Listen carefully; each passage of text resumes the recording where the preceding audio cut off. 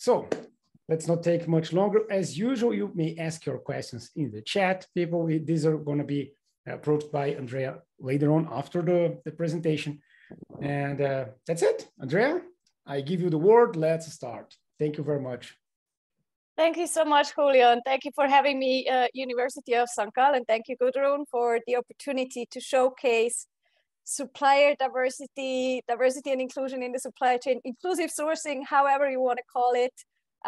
It's all targeting the same thing. So I think you can read all about me on my website or on my on the slides when you get them afterwards. So let's start right into it. And I actually want to give you some more insights about supplier diversity and inclusion. But first, I'm going to share some stuff that you can't read about me on my LinkedIn or on my webpage. So just some personal stuff. I love riding a bicycle. So this is my bike. This is actually my shopping bike. So I go get groceries with this. I love travel. Last trip, Namibia, or one of the previous pre-COVID. Love swimming. Lived by the lake. Unfortunately, I had to move, so I'm no longer in Zurich, but close.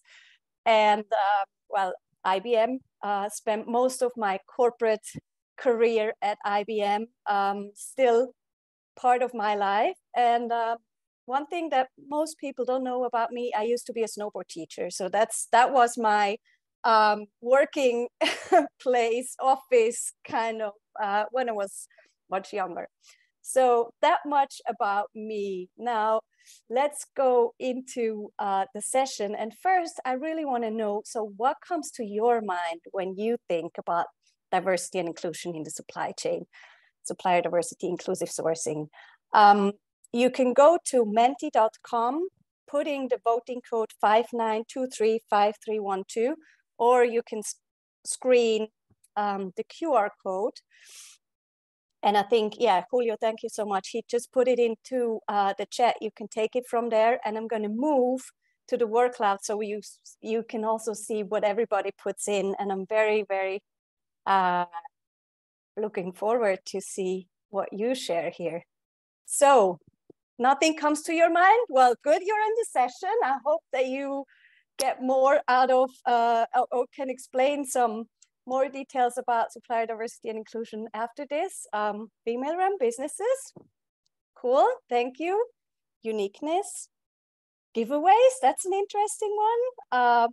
Sustainability, love that. We get into this later in the session.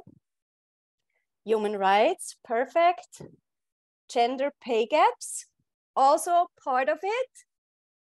Social entrepreneurs, yes, thank you so much. Fairness, equality, equity, innovation, buzzword, thank you. Well, great stuff that you're sharing here. Thank you so much. This is actually something, please add your comments or words that you can think of still. We can also put this into the presentation afterwards so you have it, have it and see what everyone is thinking of and really comes to their mind when we talk about supplier diversity and inclusion, or diversity and inclusion and equity and equality in the supply chain. So thanks a lot for that input. And I'm going to switch back to the presentation. So I hope that all worked and you can all see it again. Now, what we're really going to do today is what really is diversity and inclusion in the supply chain. So I'll give you some more insights on that. Why would you actually look into that? Why do companies and corporates do supplier diversity and inclusion? And how you can start. And I know that the theme of the week, the Diversity and Inclusion Week of University of St. Gallen, is excluding and the impact of invisibility. And I think the supply chain is really, really something that is not visible to most people if they're not in procurement in their company. So they usually don't have too much to do with procurement, with the supply chain, but also when you buy something, you don't think about that company's supply chain. You don't think about where they actually get their products and services from. So this is really kind of an invisible part of a company, but has huge impact. So we have this Diversity and Inclusion Week, and it's all about diversity. I also added equality, so please always think about all the 3 or also 4, diversity, equality, inclusion, equity. It's all around the same thing. And even if I say supplier diversity, I mean everything. It's all about inclusion and it's all about equality. So supplier diversity is really part of a holistic view of a company's D&I efforts. So we know that, and we heard a lot about the workforce diversity and inclusion, making sure there is enough or a good representation of underrepresented groups in the workforce. Companies usually have a natural diversity in their client base, so under their customers. And then you also have lots of corporates and companies who do a lot in regards to corporate social responsibility, supporting local communities, sponsorship, but also actually support the areas and the locations where their offices are and all around that. But many corporates currently are not really taking their supply chain into consideration of the DEI efforts. So, not sure how many of you are actually from procurement who are in this call now, but procurement is a lot about savings, is a lot about sustainability. We saw it in the work cloud as well.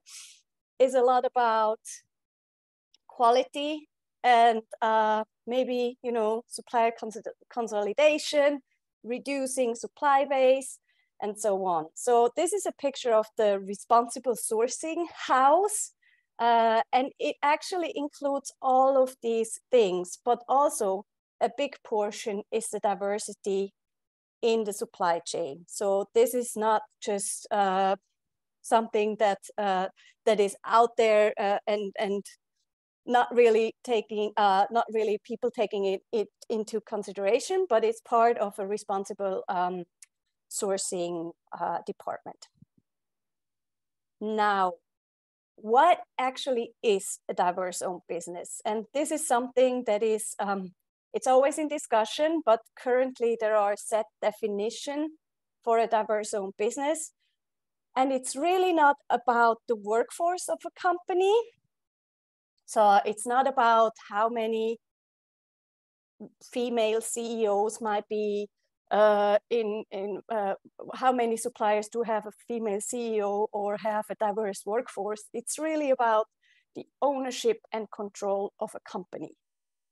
So it's all about who owns the company, who has the last say, who gets the money. So that's why it's about the ownership and the control and not about the workforce of a company. And the definition is really about the majority. So the majority has to be with one or more individuals from the underrepresented groups. And these are the definitions and the underrepresented groups, which are usually used by corporates, which are women. And I'm sure we heard about the benchmarking report last night. So women is a big portion of it, but also ethnic minorities, person with disabilities, LGBTIQ individuals. And then there are corporates who also include, for example, social enterprises in their supply chain. And then also veteran-owned business, not really something that we apply in Switzerland, but in the US and also in the UK, there are such organizations looking into veterans. And I'm sure you're familiar with these underrepresented groups because you probably also apply that in your workforce D&I efforts. So you probably think about I mean, all nice to have and all good to know, but how do I find them? So how do I know if a company is really women-owned or minority-owned or disabled-owned? So there are certain organizations and agencies that have a network of such diverse-owned businesses. And for women, there is, for example, We Connect International. The We stands for Women Enterprise. And We Connect International brings together women-owned businesses. So based on the definitions that we just saw, women-owned businesses with corporates who have this supplier diversity and inclusion efforts and really are looking into buying more from women-owned businesses. In Switzerland, they work together with Verband Frauenunternehmen. So Verband Frauenunternehmen is currently offering certification for women-owned businesses. And there is also an organization called Female Founders in Switzerland, where you can also get a great variety on women-owned businesses. For ethnic minorities, there is an organization called MSD UK. That's Minority Supplier Development UK. They are currently just in the UK, so not in other countries in Europe yet, but there is the European Supplier Diversity Project starting off. I hope we get it done next year.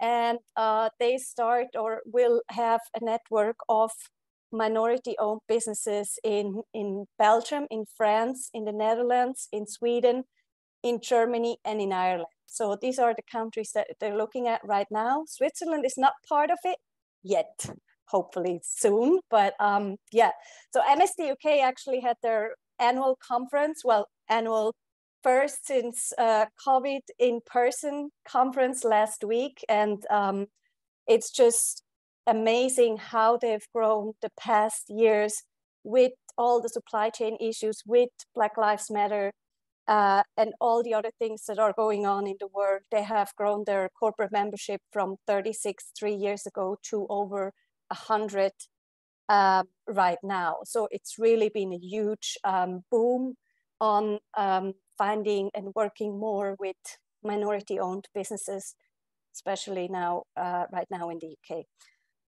So there is also an organization for LGBTIQ plus owned businesses and also bringing individuals together. That's called EGLCC. It's the European Gay and Lesbian Chamber of Commerce.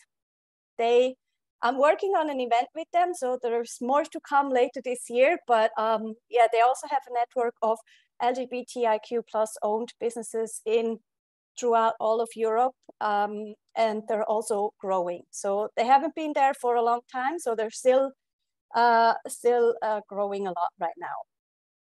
There is also an organization for persons with disability who have their own business, or then on the other hand, sheltered workshops, which are kind of like the Behindertenwerkstätten. So companies which the majority have a workforce of people with a disability. So there is, for example, the Swiss Business Disability Network, SBDN, and I'm sure some of the people in the room have heard of them. They're pretty active in Switzerland. And there is also Disability In, which is a US organization, but they're going global now, and they're trying to get their network for disabled-owned businesses on a global level. Now, you probably thought, okay, these organizations, all nice to hear, but this is just an example of the corporate members from We Connect International, the organization that brings together women-owned businesses and corporates. And I'm sure that all of you have either heard of the companies that you see here, or at least 5-10 of them, worked with them. They're your clients, they're your suppliers, or you even work in one of these companies. And if you see a name of the company you work for, you might wonder, I have never heard of the concept of supplier diversity and inclusion in our company. But they might not be very active in Switzerland, or might not be very active in Germany, but they are they have a team, or at least some people appointed to the role to support diverse-owned businesses and bring them into your supply chain. So you get the slides, and you can take a look at that later on as well. But yeah, that's just an overview of the corporates which are engaged in this area.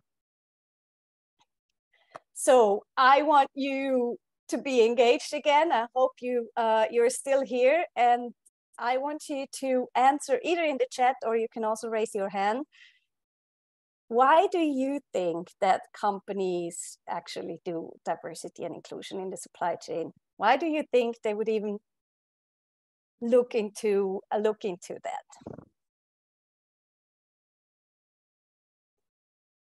Reputation? Thank you very much.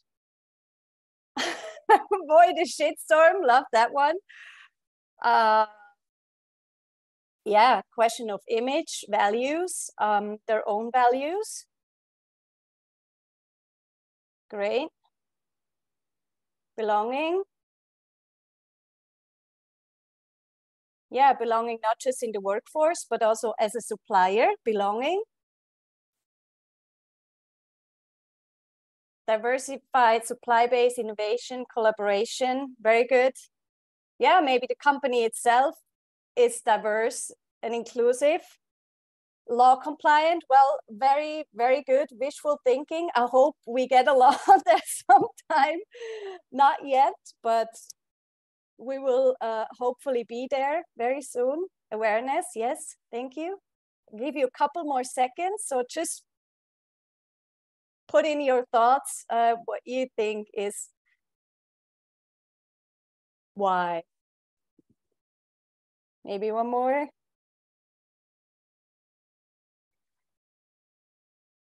Increased workforce. Thank you, Christina. Good one. All right, so I think we continue here.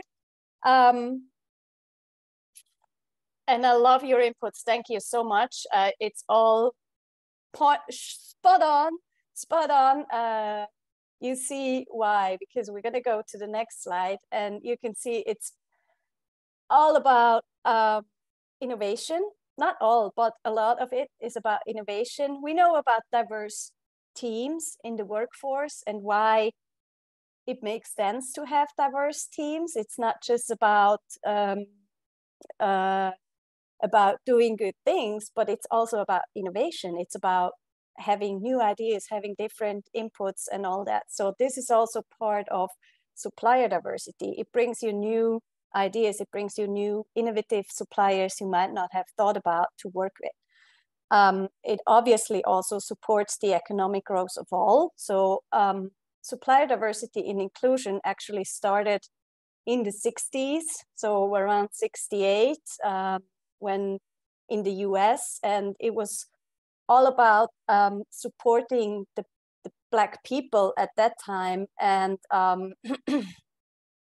actually, I think IBM has one of the longest standing supplier diversity and inclusion programs, and they decided not just to support the Black population in the US or in New York at that time with hiring them, but also with buying from the Black-owned businesses, which has a total different impact than just the hiring part. So it's really about the economic growth of all. And when you think back now to the definition of the diverse business, it's about ownership and control.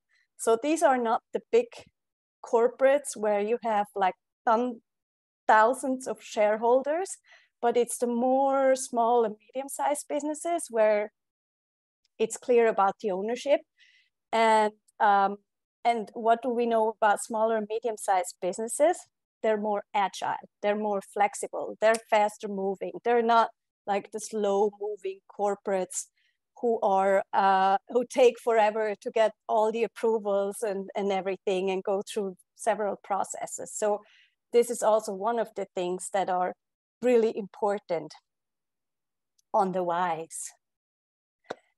Obviously, it's also about creating equal opportunities. So talking about supplier diversity and inclusion, it's not about charity. It's not about giving away business to diverse owned suppliers just because they're diverse owned. It's about inclusion. So it's about when you have an opportunity, you might always work with the same old, right? You have your suppliers that you engage with, and for your RFP or for your tender, you include usually the, I don't know how many same suppliers. So it's about also looking outside of that and making sure that you include a supplier that you might not have thought about before.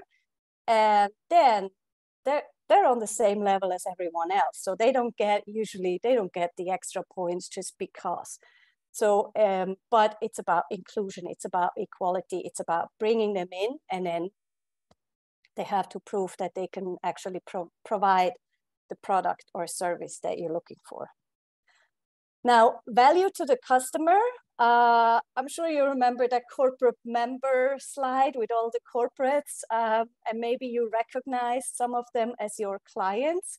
So there could be a day or time coming soon where they ask for your efforts in your supply chain in regards to diversity and inclusion. And if you're not ahead of the game there, you might have a discussion with your client because you're not able to provide that information. So this is really something which is coming more and more, that especially big global corporates who have who work with big corporates as well, ask them for their diverse spend. So, and that means you need to provide some kind of information to your client to actually still be competitive. Coming to the next point, competitive.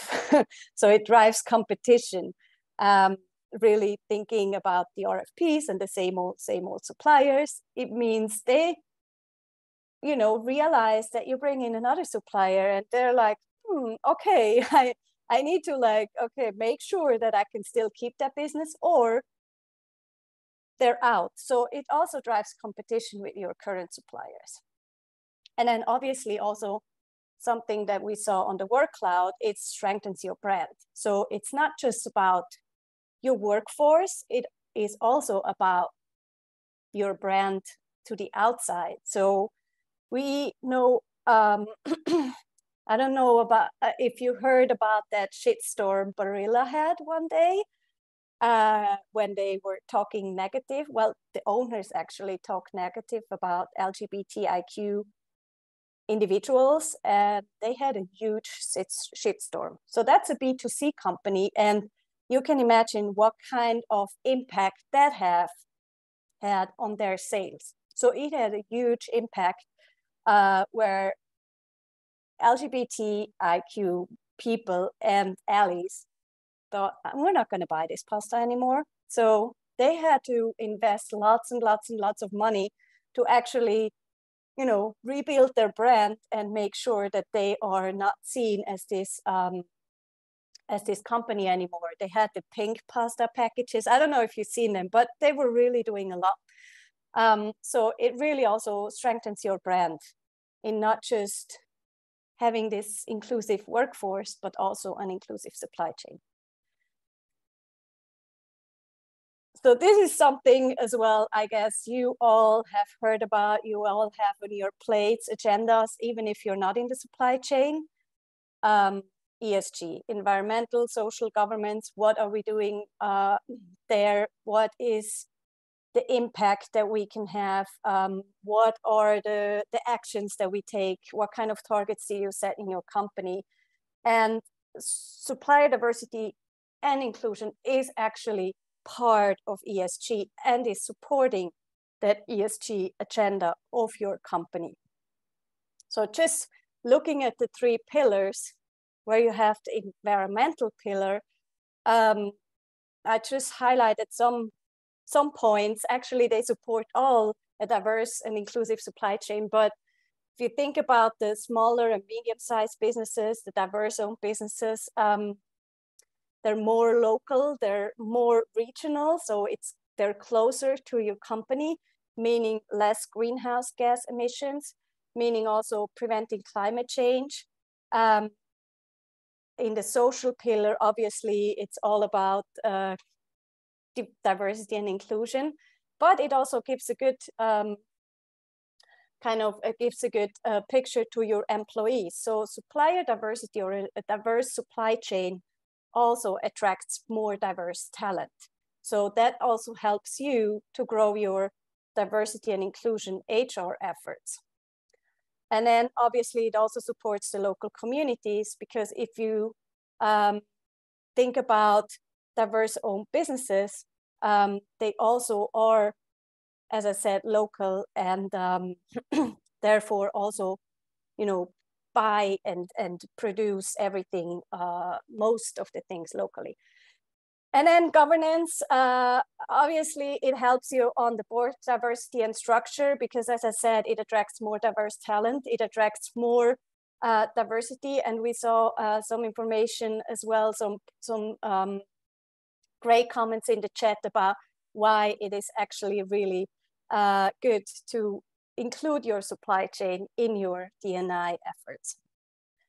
Now, linking the ESG with the UN SDGs, the UN Sustainable Development Goals, and you actually get the same points, it's just different names. And also you get the same reasons why supplier diversity and inclusion is not just supporting your ESG targets, but also your efforts to reach the UN SDG goals 2030. So especially looking at the social pillar, I mean, supporting gender equality, no poverty, meaning there are studies from Minority Business Matter, whatever, there's lots of studies done to support, or where diverse businesses actually are started by refugees because they couldn't find a job. So supporting these companies is actually then creating a whole lot of different effects in the community. So now another action for you. We're gonna do a quick quiz and you should see the poll or the quiz on your screen now. And I kindly ask you to answer how much of a company's environmental social governance footprint do you think, or actually carbon emissions footprint is a better said, comes from its suppliers. So really throughout all the companies, no matter if they're in production or just in services, just on an average on a company's carbon emission footprint, how many percentage do you think is coming from the supply chain? So I kindly ask you to answer that question and share your thought. Maybe we give a couple more seconds.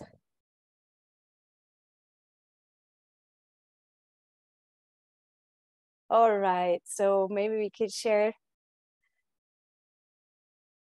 30 to 50%, about 63% of you said around 50%.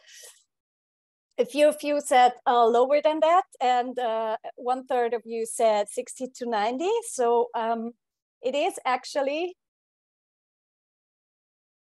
60 to 90%. So that's the correct answer. And there are studies about that. You can also read that on my email, on my website, my blog. I had some blogs posted a couple of weeks ago about that. It's really 60 to 90%. So if you think about ESG and all the actions that you do internally and all that, how much of an impact it can really have when you include your supply chain and you look at your supply base. So it's really, you can do so much internally, but you can do so much more with your supply chain. So there is more whys. I mean, I could talk all day about the whys and so on, but I think this is something I wanted to share just because it's a recent McKinsey study done on supplier diversity and why corporates actually do supplier diversity. And this is also something that lots of things I just mentioned. So it's really about getting access to innovation, having more competition. And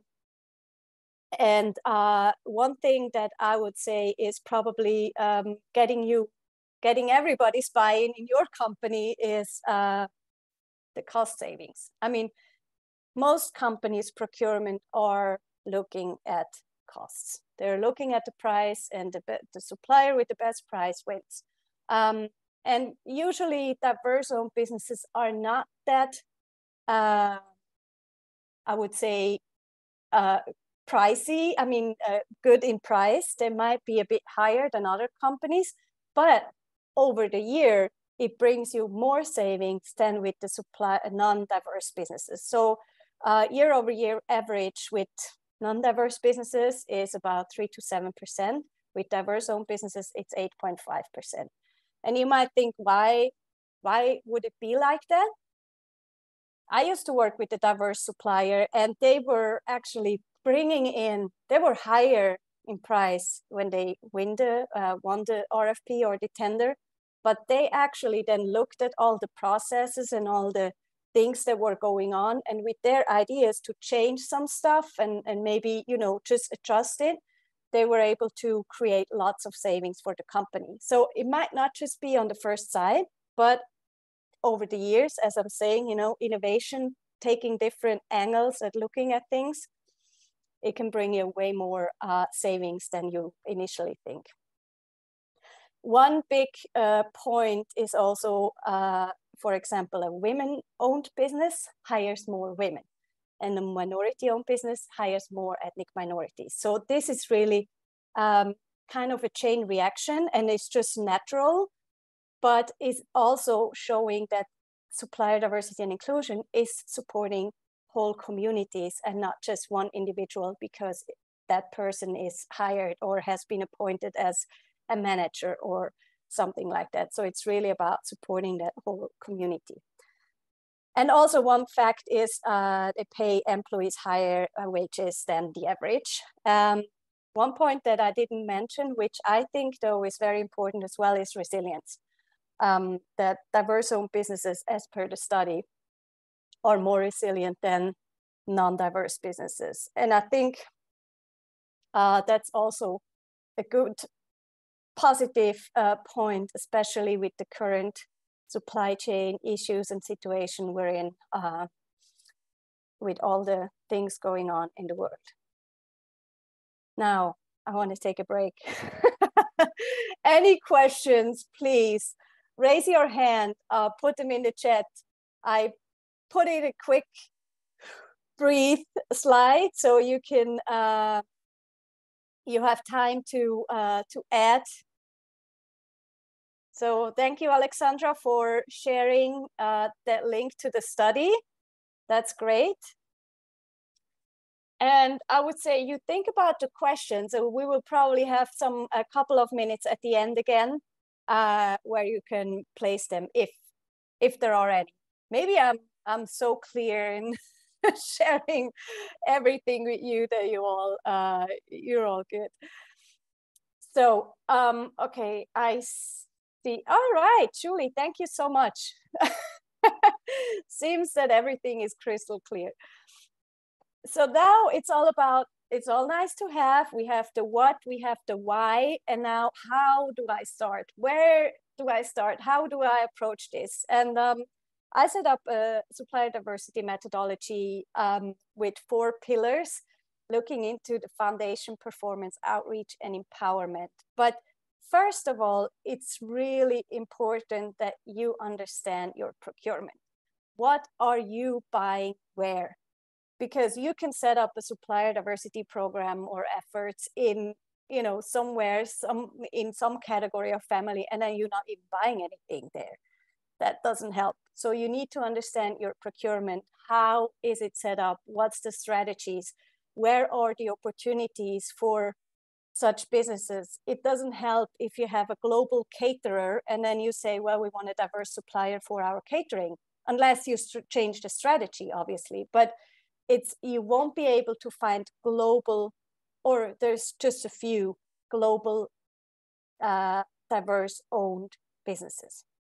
So that's really something you need to keep in mind. It's all about looking into your supply chain, understanding where do you buy what, where do you have spend, where might be the opportunities, what kind of diverse suppliers are out there to engage with. So, and then it's about, you know, what's your mission? Where do you want to go? What's your vision? What is it that you want to achieve? Do you want to spend 500,000 Swiss francs with women-owned businesses in 2023? What is it that you want to go to and achieve? And it's also about sharing that information publicly, because you might not want to say, you know, how much, but I would really look into this as sharing and making it visible to your clients, to your other suppliers. So it's known that you actually are active in your supply chain as well with your D&I efforts. And then I'm sure that there needs to be some adjustments in your policies, in the tools. You might need some adjustments there, because when you then look into, somehow you need to track that, right? So there are different initiatives. First of all, if you're not from procurement, you have a first tier supplier, which is the supplier that has a direct contract with you. And then you also have a second tier supplier. And the second tier supplier is actually the supplier of your supplier. So this is the efforts that you probably ask your first tier suppliers to look at and say, hey, I want you to look at your supply chain as well.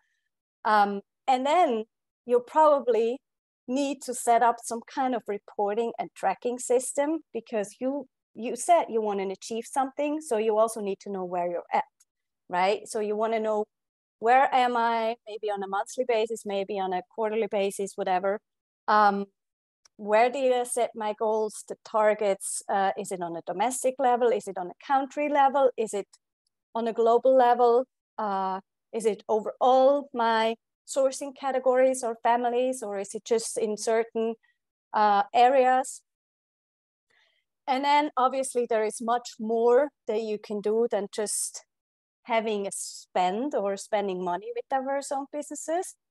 There is other things that you can do to support, but also it's important to have that outreach. So client requests, that's what I was talking about when you have clients who are asking for your diverse spend. So that's something that is also needs to be handled. You need to understand how to do it. Then the engagement with all the organizations and agencies that I mentioned earlier in the presentation. Where do you want to sponsor? Like we saw all the, for example, the companies which signed the LGBT+ label. So there is more about supplier diversity and inclusion on that coming soon as well. Not just LGBTIQ, I'm just saying there is like these kinds of things in regards to sponsorship. Events, like I just mentioned, I was in London last week at the MSC UK conference. So where does it make sense to be visible, to find the diverse owned businesses you want to collaborate with? Where can you provide a speaker to really talk about your efforts? And then there is awards. So hopefully soon in Switzerland as well, there are, for example, European Diversity Awards, which give away an award for the Supplier Diversity Program of the Year. So that's all about the visibility and what you can do as company to make sure that people know about your efforts, next to obviously of your internal communications or whatever you want to publish as well. And then it's also about empowerment. So what else can you do? Can you provide some training to diverse owned businesses? Maybe don't even think too far, right? So maybe you have a, I don't know, maybe you have a software company and you provide some AI overview to diverse owned businesses, which do not have access to that education for free in other ways. So it's all about also what else can you do to support diverse owned businesses next to supply chain inclusion or buying from them. Also mentoring, that's a great thing. It doesn't cost too much. I mean, you can do a huge mentoring program with millions of francs, but you can also do it in a very small scale, where you just find the mentors in your company and find the diverse owned businesses that then match, and they just have regular conversations. I mean, it has a huge impact and it doesn't cost much. And then there is also Meet the Buyer, for example, or matchmaking sessions where diverse owned businesses and the supply chain or the sourcing colleagues, or even business people who actually have lots of procurement opportunities, get together and get to know each other and see if there is a fit, there is an upcoming opportunity or anything like that.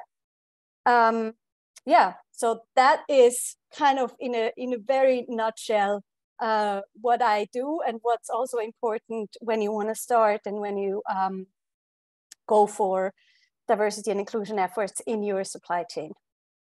So we have a question in the chat. Let me see.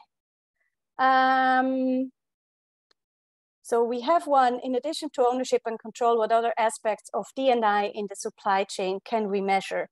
I mean, you can measure a lot. There is also, for example, gender responsive procurement from UN Women, where you can also measure what kind of actions your suppliers are taking internally to support women or to create non-discrimination. This is really, I mean, supplier diversity and inclusion is a step further, right? It's really about who gets the money at the end. But for me, it's kind of an already set in stone that any supplier I work with, there is no discrimination and no, pay gap, gender pay gaps or any pay gaps and all that. That's kind of already set as a basic. And if that's not, I would start from there to make sure that whoever you work with is not, maybe, you have some industry code of conduct or similar that you can apply, but that's really kind of the basic. And then supplier diversity and inclusion is kind of then also going a step further. I hope I answered that question. Now, Bhavana asked, how would you differentiate between normal suppliers and D&I suppliers? Well, it's not really a differentiation. It's, as I mentioned at the beginning, it's all about inclusion. So when you have an RFP, I don't know if you're from procurement, but usually, you might Google, or you already know the 3, 4, 5, 6 suppliers you want to invite to that opportunity. And with supplier diversity, it's really about taking that extra step and looking into maybe female-owned businesses. Actually, when you go to Google Maps, you can actually add, so let's say you look for a marketing agency, you need to go to Google Maps, you add in marketing agency and then add women-owned. So marketing agency, women-owned.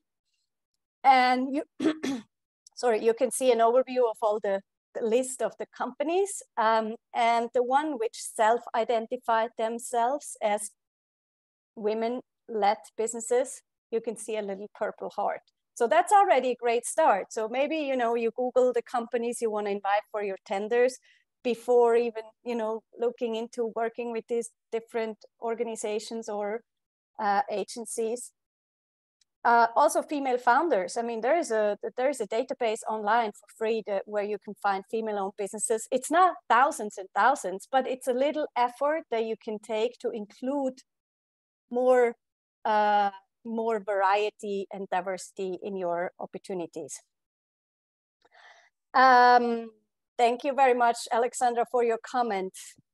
Okay, so we only have a couple of more minutes to go, and I think I really want to know, so what is your key takeaway from today that you just, after 45 minutes of hearing about supplier diversity and inclusion and inclusive supply chains and all about suppliers, procurement, what is it that you take away? Is it, what do you bring back to your company?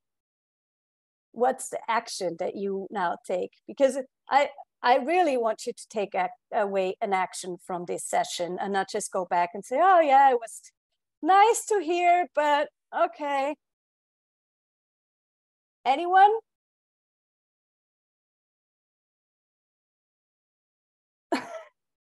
Well, okay, even though you're not sharing it, I'm sure that all of you will take away an action. Thank you, Alexandra. Cool. Thanks, Julie. Yes, very good. Maybe, you know, you have a conversation with your CPO or with procurement colleagues you might know, or reach out to your procurement and say, hey, have you heard about that? You know, it might be a thing for us. We heard about lots of actions that, I don't know if you were at the benchmarking session last night, the presentation, but we heard from Accenture, we heard from Swiss Re, they're all very active. So make sure you reach out to these supplier diversity folks in the companies. And if you can't find them, let me know, I know them. So I can connect you. And yeah, so you get the slides at tomorrow, at whenever. Some time, and the recording also as well. Right. Well, so, great last words, Andrea. I think that's it, right? So any more questions, just reach out to me. You got my email, you got my webpage, and thank you so much for listening. Thank you so much for showing up. And I think that's it. So giving back to Julio. Thank you very much. So everybody, we are finishing this session, but as you know, go there, get the link, and come back in 10 minutes because we are starting with the next one already. We just had this awesome session with Andrea about supply chain, very innovative topic, like I said. And the next one is a more classic topic we're speaking, but in a more, in a more strange place. We're talking about diversity and inclusion and how that's being handled or mishandled in universities, okay, at the top levels of postdoctorate, doctorate. So that's the next topic. Looking forward to seeing you there. Andrea, again, thank you very much. So see you in 10 minutes, people. Until then, bye-bye.